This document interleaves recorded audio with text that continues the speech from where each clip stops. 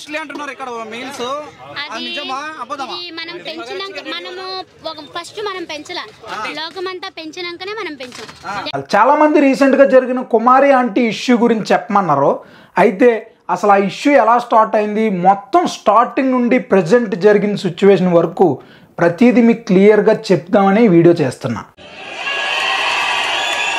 First thing వచ్చేసి ఆ కుమారి aunty గారు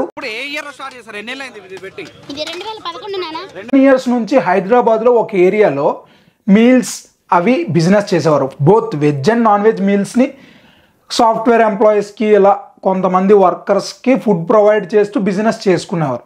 ఎవరికైనా హాని చేయకుండా, ఒకటి జోలికి వెళ్లకుండా సంతోషంగా ఉందామని డెసిషన్ తీసుకున్నాం. స్టార్టింగ్లో ప్రైసెస్ కూడా రీజనబుల్గా ఉండేవి.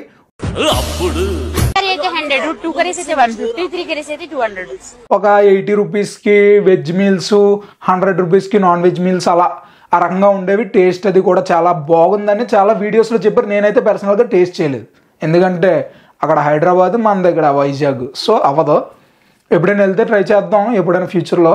ఇక్కడ తుర్కపల్లికి వచ్చానండి, ఇక్కడ కొంచెం టేస్ట్ చేద్దామని తాగుతున్నా. చాలా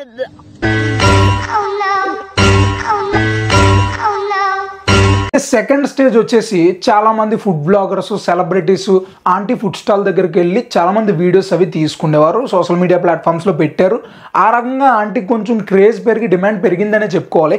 అయితే ఇలా డిమాండ్ పెరిగిన క్రమంలో ఎవరైనా ఫుడ్ సప్లై అయినా చేయలేరు. అలా చేయలేనప్పుడు మనకంటూ కొంచెం క్రేజ్ వచ్చినప్పుడు ఏం చేస్తారు, మార్కెట్ గ్రిప్ ఉన్నప్పుడే మనం ప్రైస్ అన్నది కొంచెం పెట్టుకొని ₹1 డబ్బులు చేసుకోవాలి. ఇది మార్కెటింగ్ స్ట్రాటజీ, ఎవరికి తెలియంది కాదు. ఇప్పుడు నువ్వైనా ఒక బిజినెస్ మ్యాన్ అయ్యావనుకో, నీ షాప్కి ఎక్కువ మంది డిమాండ్ వచ్చి ఎక్కువ మంది కస్టమర్లు వస్తే ఆటోమేటిక్గా నువ్వు కొంచెం ప్రైస్ అన్నది పెంచుతావు. సేమ్ అలాగే ఆంటీ గారు చేశారు.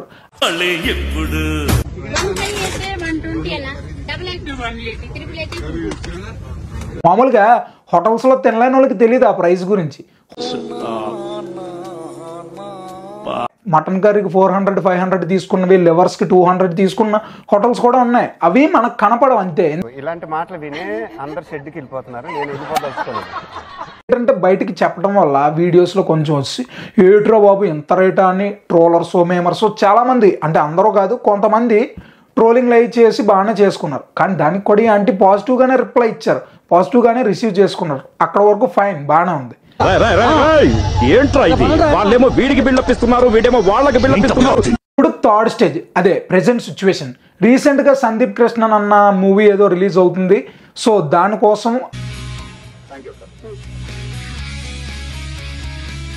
అక్కడికి విజిట్ చేశారు ఆ హీరో హీరోయిన్. విజిట్ చేసి టేస్ట్ చేసి ఫుడ్ అది బాగుంది అన్నారు. మామూలుగా జరిగింది, సోషల్ మీడియాలో పెట్టారు. అర్థం కాలేదా? అటు చూడు. మన కామన్ మ్యాన్స్ గురించి తెలిసిందే కదా, ఒక్కసారి ఫేమస్ అయ్యాగా ఆడిని వదలరు.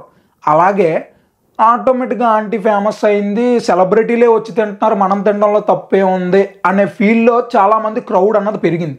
ఇలా క్రౌడ్ పెరిగే క్రమంలో అక్కడ ఆ ఏరియాలో ఉన్న ట్రాఫిక్ కొంచెం ఇబ్బంది కలిగిందని ట్రాఫిక్ పోలీసులేమో షాప్ నువ్వు ఇక్కడ నుంచి తీసేయాలి, ఇక్కడ బ్యాన్ చేస్తాం, వేరే దగ్గరికి రీలొకేట్ చేసుకో అని చెప్పడం జరిగింది. ఇలా అన్నీ అయ్యాయి. బాగా ఆడాడు కదా. ఇదే విషయం సోషల్ మీడియాలో బాగా ట్రెండ్ అయింది. అంటే ఆంటీని షాప్ బ్యాన్ చేస్తారు, ఇది ప్రతి ఒక్కరికి తెలిసింది. తెలిసాక సీఎం రేవంత్ రెడ్డి గారి దాకా వెళ్ళింది, హైదరాబాద్ సీఎం రేవంత్ రెడ్డి దాకా. అతను ఏం చేశారంటే రెస్పాన్స్ అయ్యారు, డీజీపీకి ఇలా ఇన్ఫార్మ్ చేసి ఆ షాప్ అక్కడే ఉండాలి, 7 years నుంచి ఉన్నది, సో ఇప్పుడు కూడా ఉండాలి. క్రౌడ్ ఎక్కువ అవుతారు, క్రౌడ్ ఏమి పని లేక వెళ్ళట్లేదు కదా, వాళ్ళ అవసరానికి వెళ్తున్నారు కదా, సో ఇలా ఉండాలి, నేను వచ్చి విజిట్ చేస్తాను, చూస్తానని క్లియర్గా చెప్పడం అయితే జరిగింది on the platform of social media. So ఇది ఎంతవరకు జరుగుతుందో జరగదో తెలియదు, కానీ షాప్ అయితే రీఓపెనింగ్ చేసుకోవడానికి పోలీసులు పర్మిషన్ ఇచ్చారని అఫీషియల్గా అనౌన్స్మెంట్ అయింది. సో ఇది జరిగిన ఇష్యూ. అంటే ఫస్ట్ ఏమైందంటే నార్మల్గా సాగి బిజినెస్, ఒక ఫుడ్ బ్లాగర్ లాలు వెళ్ళి సోషల్ మీడియాలో ఫేమస్ చేసి, సెలబ్రిటీ లాలు వెళ్ళి సోషల్ మీడియాలో ఫేమస్ చేసి, ఆంటీ ఫేమస్ అయిన తర్వాత కొంచెం రేట్లు పెరగడం వల్ల ఇది జరిగి ఇలా సెలబ్రిటీలు కూడా వచ్చి విజిట్ చేయడం వల్ల కామన్ మ్యాన్లు ఇంకా ఎక్కువైపోయి క్రౌడ్ ఎక్కువ అవడం వల్ల ట్రాఫిక్కి ఇబ్బంది కలగడం వల్ల ట్రాఫిక్ పోలీసులు అక్కడ నుండి ఆ షాప్ తీసేయండి అని చెప్పారట. మంచి మాట్లాడతారు, ఫైనల్గా మంచిగా ఉంటుంది. ఒక ట్రాఫిక్ పోలీస్ అయితే they are not even pay 1 rupee of rent also to the government, but they are simply coming and doing business whatever they want whenever they want అని చిన్న అఫీషియల్ స్టేట్మెంట్ ఇచ్చారు. మనం అంత అఫీషియల్గా చెప్పలేం కానీ ఎవరు పడితే చేయడానికి మీతో పాటు కలిసి చదువుకున్న స్కూల్ మేట్నో కాలేజ్ మేట్నో కాదు, సూర్య దూల్పేట్ సూర్య. డబ్బున్న వాళ్ళు ట్యాక్స్లు కట్టుకోవాలి. ఇలా రోడ్ల మీద పెట్టుకునే స్మాల్ బిజినెస్లో అంత ట్యాక్స్ కట్టాల్సిన అవసరం లేదు. వీడు కూడా నాకు సలహాలు ఇస్తున్నాడు. స్మాల్ క్యాప్ బిజినెసెస్ అంటారు. ఇలాంటి బిజినెసెస్ చేసుకున్న వాళ్ళు గవర్నమెంట్కి ట్యాక్స్ కట్టాలనే పర్టికులర్గా రూల్ ఏం లేదు. సో గైస్, మొత్తానికి జరిగింది ఇది. ఆవిడకి ఇలాంటి సిచ్యువేషన్ రాగానే ఆ సెలబ్రిటీస్ ఎవరైతే విజిట్ చేశారో సందీప్ అన్న పాజిటివ్గా రియాక్ట్ అయ్యి నేను మీకోసం నిలబడతాను, స్టే స్ట్రాంగ్ అని కొంచెం సపోర్ట్ అయితే చేశారు. నిజంగా గ్రేట్.